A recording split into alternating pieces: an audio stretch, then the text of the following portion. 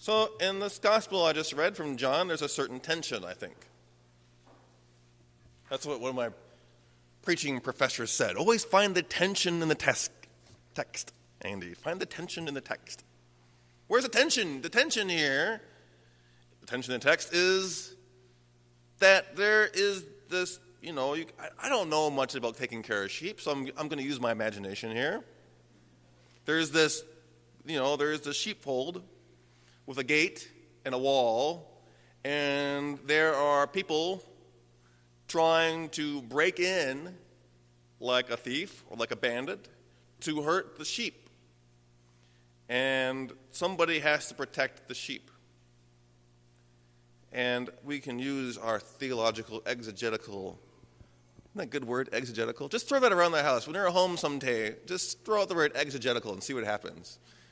It means reading. We can read into the text a bit or read from the text and assume that if this gospel was written to a church, that perhaps this church was experiencing some of this tension in their own life, that this community formed by this Gospel of John was a community that felt threatened by the outside world in some way.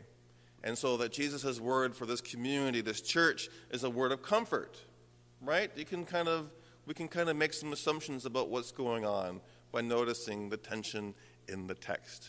So here we have this community, we have this church, we have this sheepfold. And it's surrounded by walls, and bandits and thieves are going over the walls and trying to get to the sheep, and the sheep are looking for safety. And clearly what Jesus is saying here is that Jesus is the good shepherd. Jesus is the good shepherd, and we as Jesus' sheep know Jesus' voice, and we can trust in his voice, and we can follow Jesus' voice and to safety. Okay?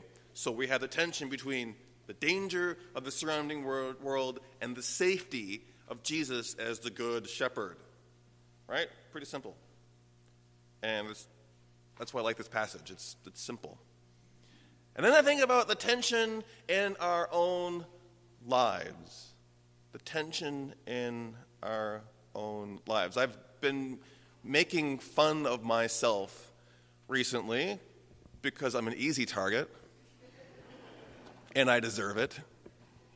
And I made fun of myself on Easter by noting my fear of heights. If you remember, I talked about climbing up the tower in Lake Itasca and trying to look at the trees but becoming too scared instead. Remember that? Clinging to the steps and looking down.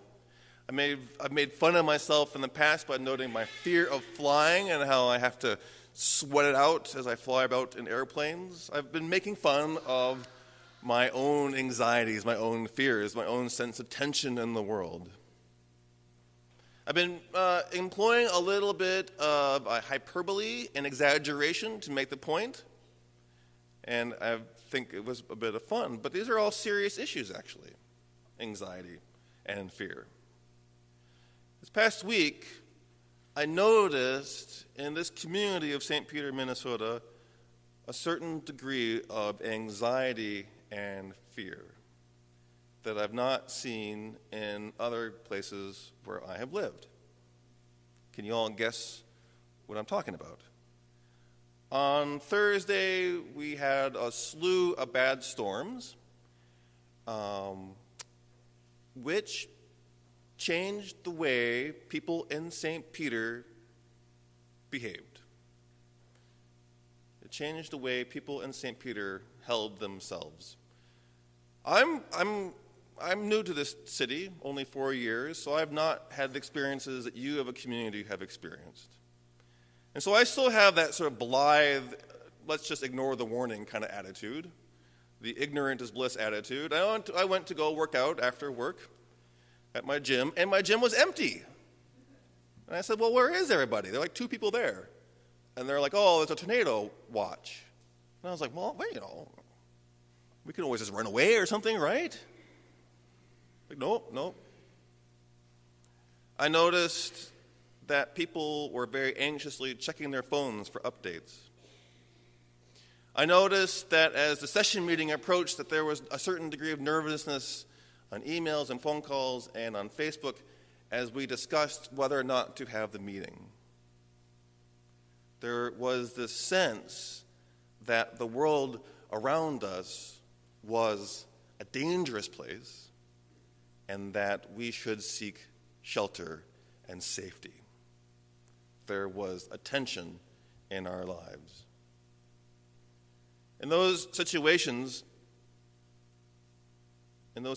such as when you're sitting next to someone on an airplane who is scared and you're not scared of flying, or if you're climbing up a tower and someone is scared and you're not scared, the best response isn't to tell the person to stop being scared. The best response is to be empathetic, to understand the feelings that the person is going through, while at the same time validating that we have to keep doing the things that we do in life. We have to keep going. We all wanted to hide, right? We wanted to run away. We wanted to go into a safe place. We wanted to avoid being outside for good reason.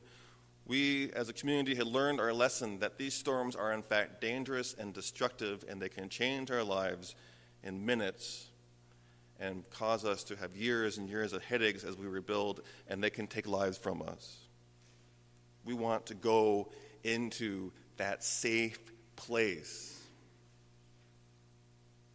Jesus gathers us in as the good shepherd, and Jesus gives us the safety that we need.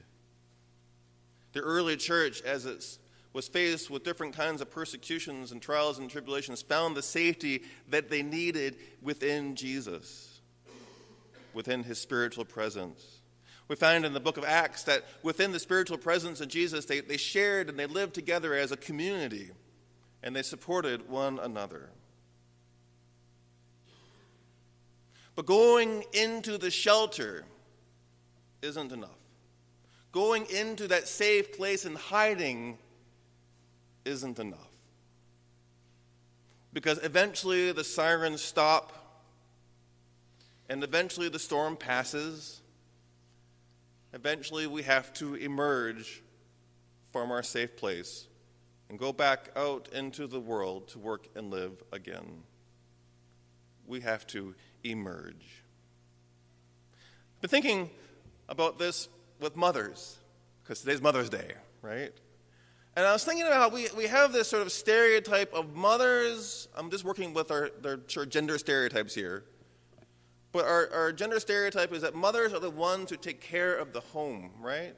Their kingdom is the kingdom of the kitchen and the dining room table, traditionally.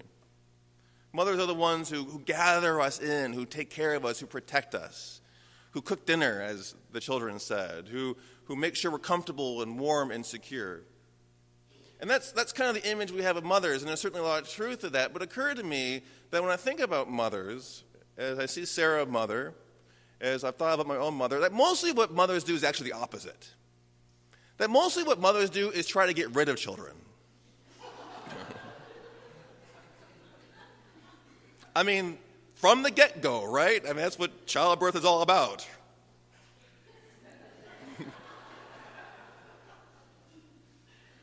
And mothers don't cook dinner for kids so they'll stay around. We cook them dinner, mothers cook them dinner so they'll leave eventually, right?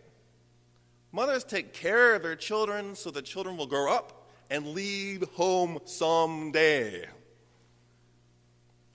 Get a job, get married, go somewhere else, please, for a while. Parenting isn't about bringing in. Parenting is about equipping so we can go out. It's the same way with Jesus. And what struck me about this passage is that Jesus is the good shepherd, but look what Jesus does here.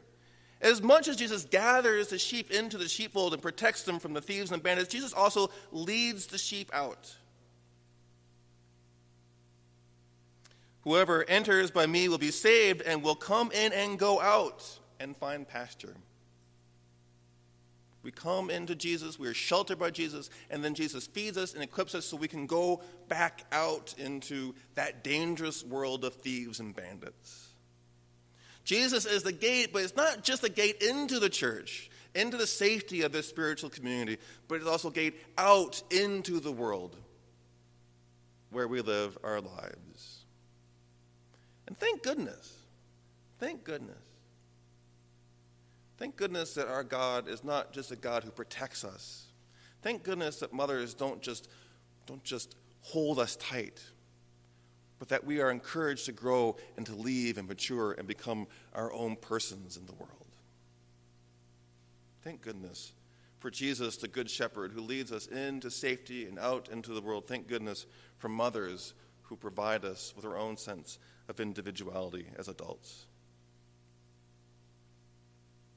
Jesus, our shepherd, mothers who care for us, who lead us into the home of our Lord, but they also lead us out into this, God's world. Thanks be to God.